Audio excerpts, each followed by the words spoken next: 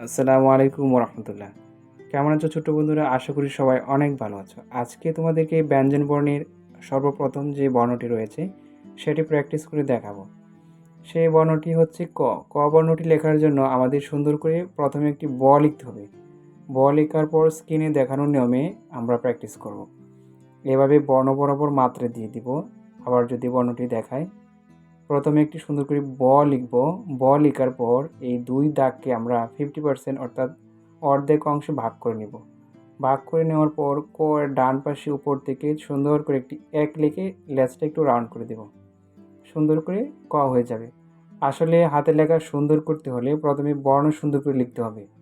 বর্ণের সঠিক আকৃতি এবং সঠিক প্রবাহে যদি অনুশীলন করা হয়, অবশ্যই হাতের লেখা সুন্দর করার পাশাপাশি দ্রুত করা সম্ভব।